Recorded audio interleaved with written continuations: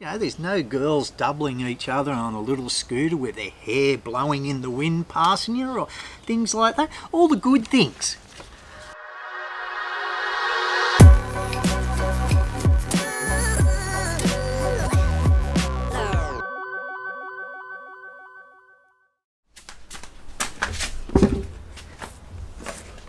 He's going. He's going. How good is it being back in Laos? So stoked, so stoked. In the last couple of weeks of my trip, we were gone 5 weeks. I was missing it. I was just counting down to coming back home. I was. Yeah. Okay. Had a good trip, guys. Did have a good trip. Thanks for the well wishes. Still got a few more videos to come from Oz. So if I don't answer some of the things you may want to know, maybe they'll show up in the video, maybe not. Hit me up later. But I do have a couple of questions from Jim and Harriet and another person, Beck, something like that. Anyway, for those new to the channel, give you a bit of a backstory on what I was up to, what I was doing from 2014 up into 2017. I'd been travelling to Laos to visit Neenee. In 2017 we were married. Up from 2014 to 17 I was just coming over here 4 weeks of the year, just whenever I had annual leave. 2017 it was 50-50. I was travelling, I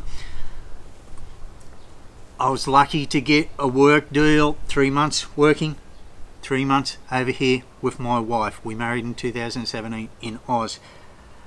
So from 2017 until 2020, February 2020, it was 50-50 I was here until COVID.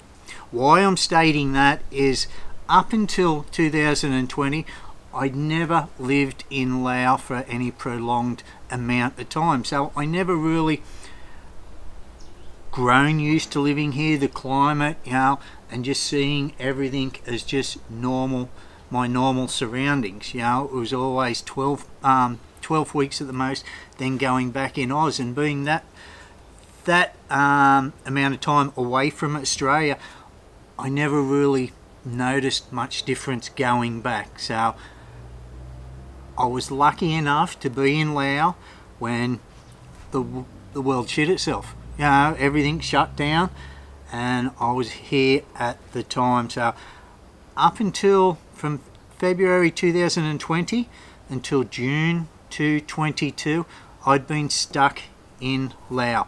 I could have gone home a little bit earlier than that, but still trying to get back into Laos was difficult until around the June time. So I waited until I could go home and then return to Laos with no problems at all, and no extra costs as far as certificates of entry and just the bullshit you had to go through at the time. So that's where this video is coming from. You know, just after such a prolonged time here in Laos, what I did notice, you know, that I never picked up before. And what triggered that was a couple of questions I have. I'll hit you with it now. Is life in Aussie better than life you had in Laos? Just asking because I heard good stuff about Australia in the past. Just wondering how these two countries differ. What a catch. What a catch. Deserve a drink after that.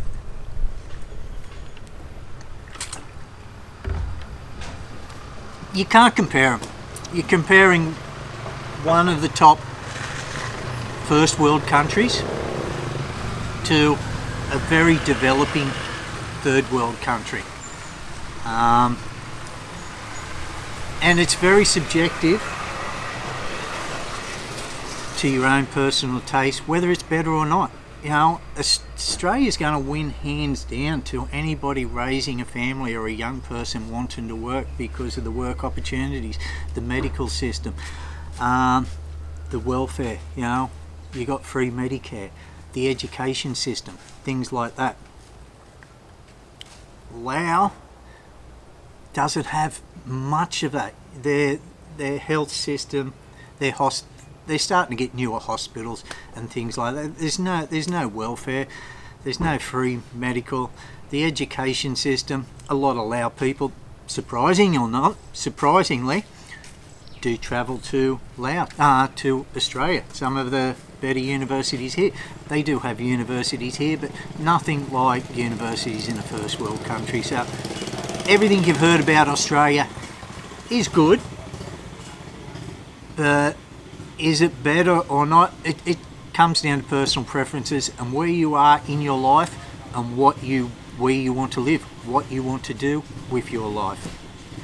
So if you're a young person wanting to work, raise a family, things like that, if you've got the opportunity to go to Oz and do it, go ahead, do it, for sure.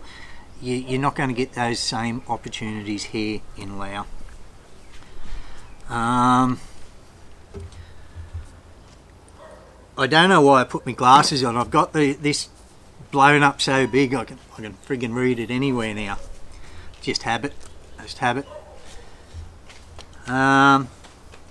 Yeah, thanks for your question. Back do. I've screenshotted this with half your name off, so BAEK DO ... Sorry about that.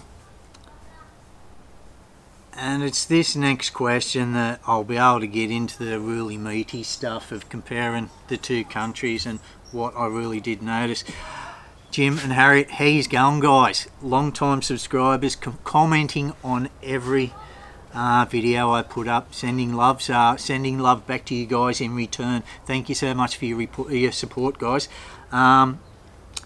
Jim writes, after being away for 2.5 years in Laos, could you get used to living in Australia again? And the question Harriet and I have of you, Todd, is what has been the biggest adjustment or not returning home to Australia? What have been the biggest changes? Okay. Could I get used to it? I could get used to it easily. You know, it didn't take long to get back in the swing of things. After a couple of scares, going into a roundabout, after being in Laos so long, coming up to a roundabout was pretty dodgy for me, and I did not realise how used to I got to driving on the right side of the road. For those who don't know, we drive on the left side of the road in Australia. In busy traffic, it's no problem. You follow the other cars, but on a quiet, road, you stop and think, am I on the right side? You get the picture.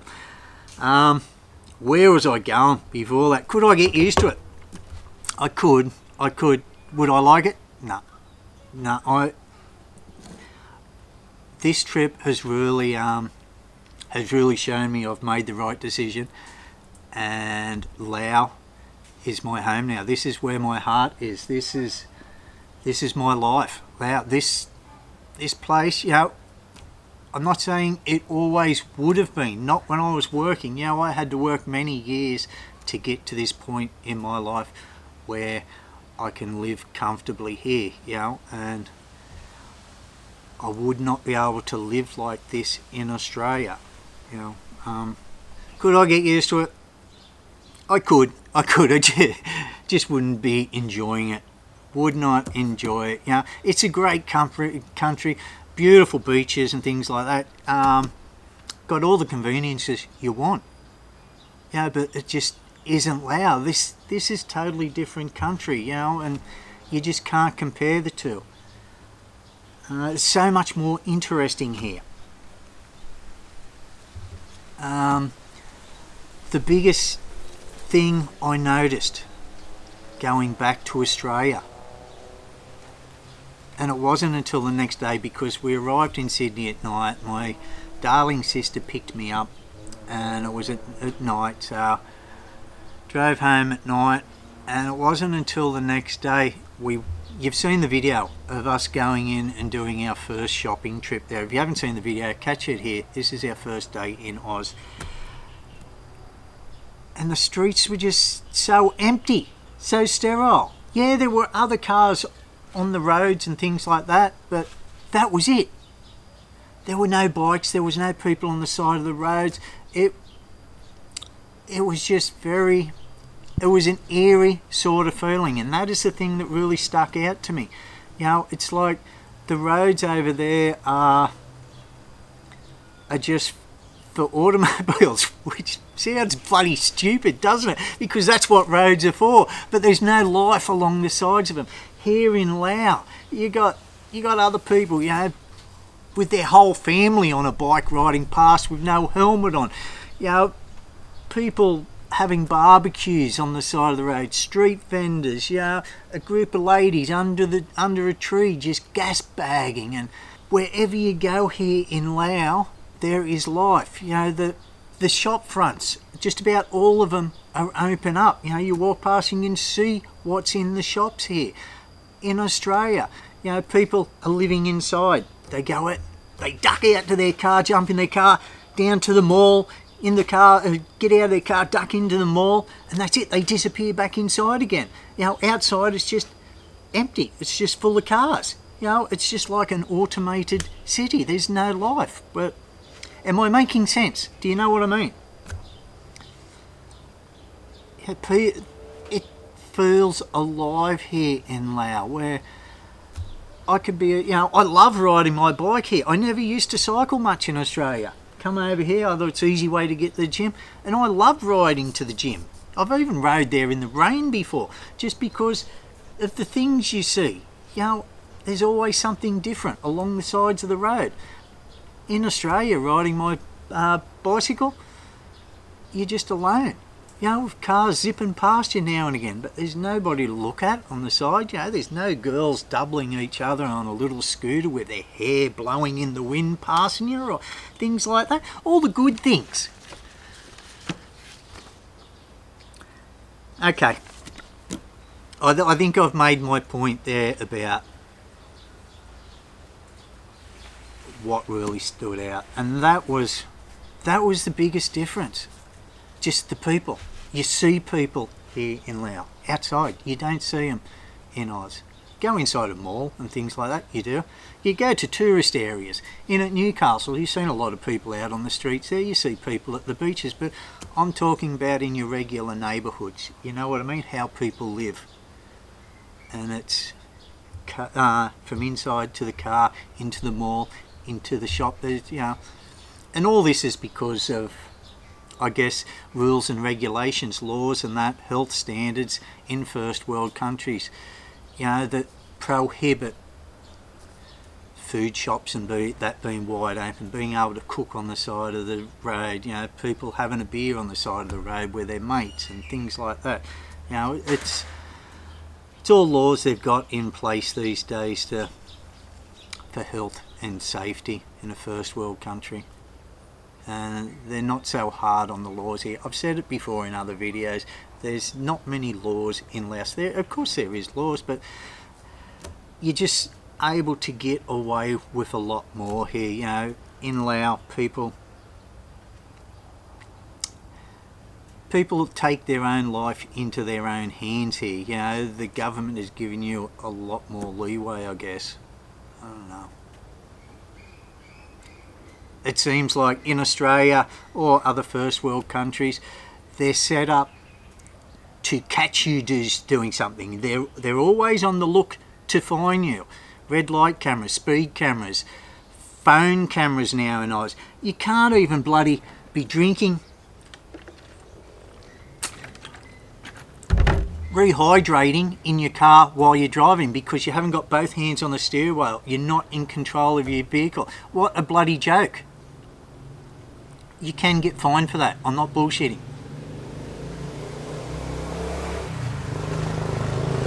They've just taken it a step too far, I think.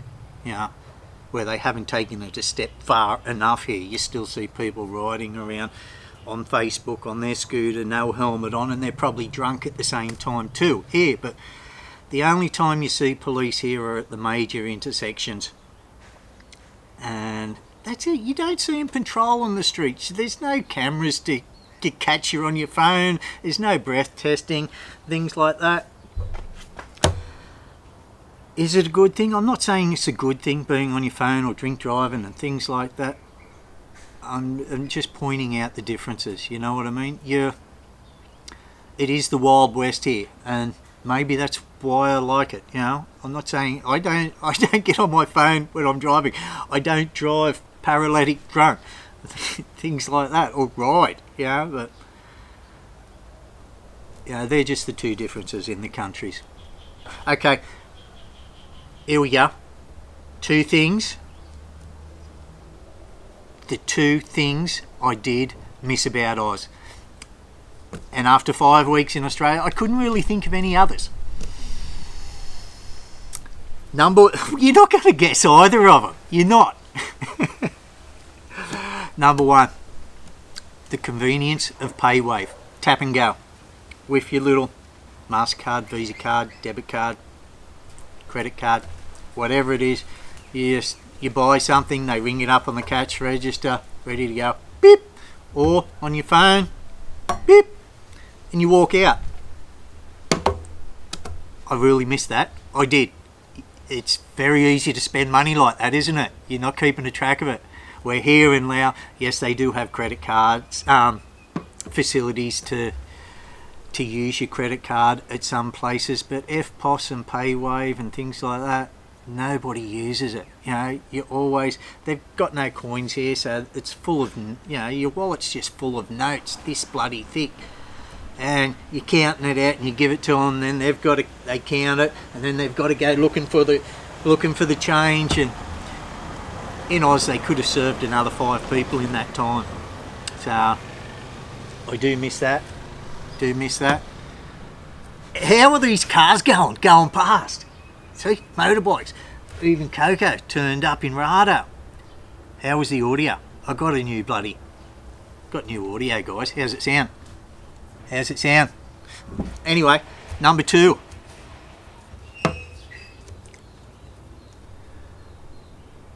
The simple things in life. Being able to drink out of a tap. Not having to go to a dispenser or keep some in the fridge like I do.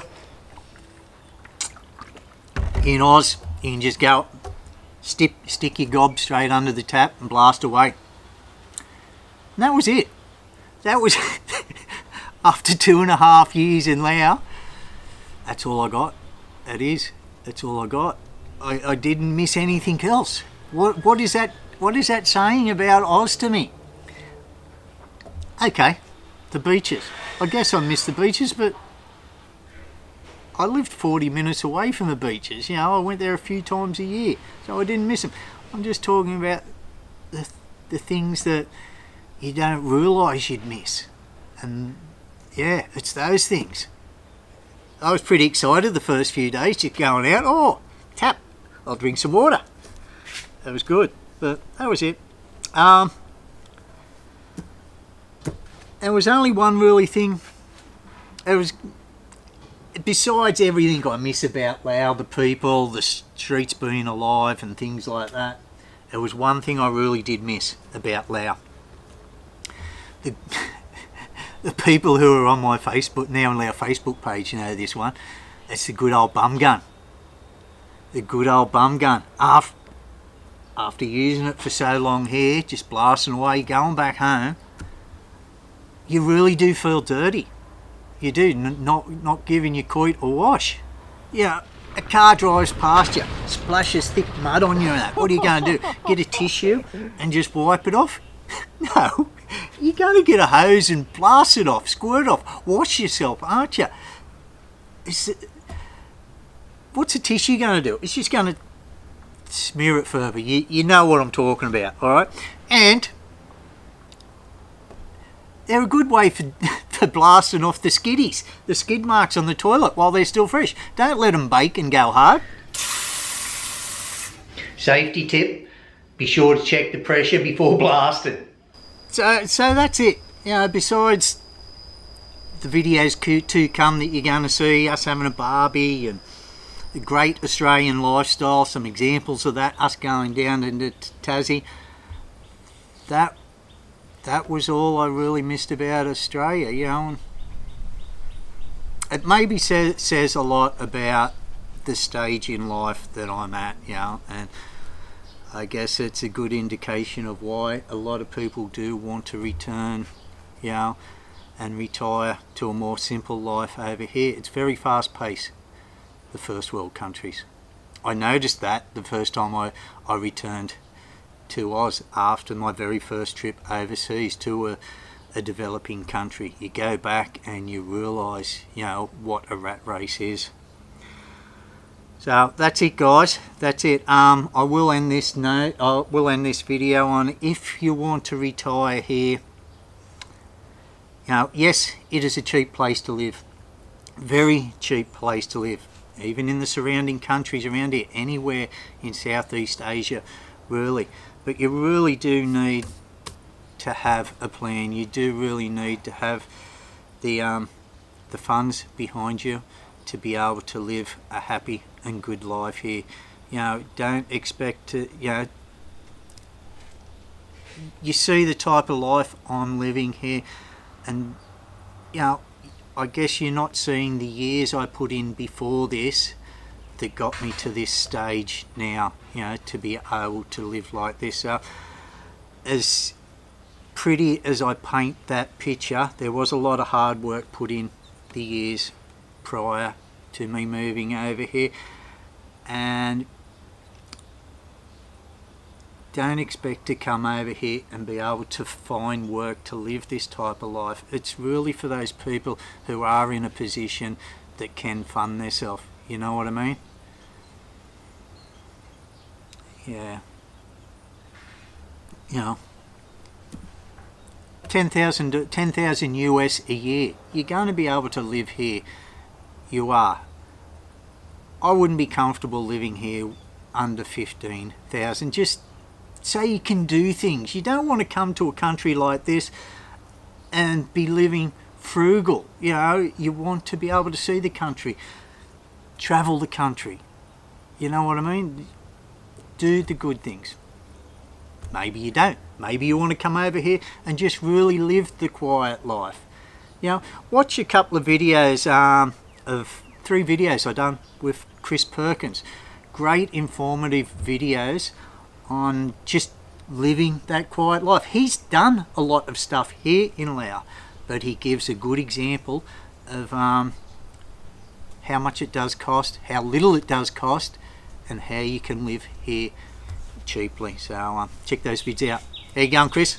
Be catching up with you soon, dude. Okay, guys, that's it. Gonna cut this video. Couple of Oz videos coming up soon. Still got the Sayerberry videos to finish also.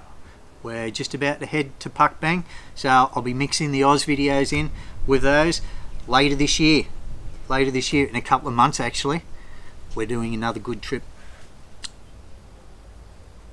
place we haven't been before. I was going to tell you, I don't like telling you where we go. We'll wait until it happens, but an area I've been wanting to go to for many years here, and we just haven't had the opportunity, and it's one of the very few areas left in Laos that we haven't been to. And from everybody who has been up there, it's a magnificent, beautiful area. Lots of ethnic tribes, Hmong, Akar, Khmer, Hill tribe people, and we will be helping them out along the way, because when we go up there it will be coming into winter, and that far up north it does get cool. So if you were to look on a map, it's the furthest point as you can get in Laos, furthest point north. So probably gave it away, but that's it, guys.